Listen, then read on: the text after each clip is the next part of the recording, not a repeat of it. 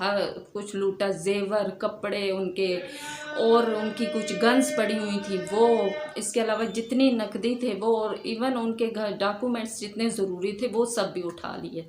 अब उन्होंने पूरा 1 घंटा लगा के अपना सारा चोरी चकारी की और अपना समेट के जाने लगे। इतनी देर में तहज्जुद का टाइम हो गया। वो अंकल, डॉक्टर अंकल है, वो सुबह तहज्जुद की नमाज़ पढ़ के लिए डेली उठते थे।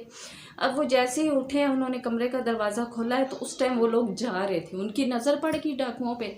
अब वो ज़ाहिर है उन्होंने शोर मचाना शुरू कर दिया। वैसे तो उनके अपने इलाके में अच्छी खासी दहशत है, लेकिन डाकू आपको पता वो किसी के सगे नहीं होते। अब इन्होंने शोर मचाया, इन्होंने उनको गालियाँ वगैरह निकाली अंकल ने। उन्होंने कहा ठहर जो तुम लोग, ये है वो है। अब यहाँ पे और भी बुरा होना शुरू हुआ। क्या हुआ कि वो डाकू वापस आए, उन्होंने उन अंकल को पकड़ लिया।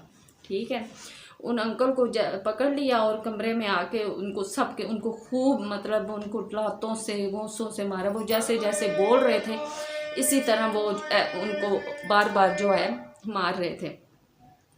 अब क्या हुआ कि वो जो है उनको उन्होंने सबको जितने थे वो सारे एक ही कमरे में थे, उनके ऊपर गन्स जो है वो कर रख ली। उनका कोई भी हिलेगा तो उसको गन मारेंगे। फिर ख़वातीन सी सारी, जब उन्होंने ख़वातीन की धमकी दी कि कुछ भी कर सकते हैं, तो मतलब वो जब उन्होंने बच्चियों ने देखा कि उनके फादर को मार रहे हैं इस तरह, जब उन्होंने रोकना चाहा, जाहिर ही बात है उन्होंने डाकू एक सब कुछ लूट के जा रहे हैं तो कोई खामोश कैसे रह सकता है।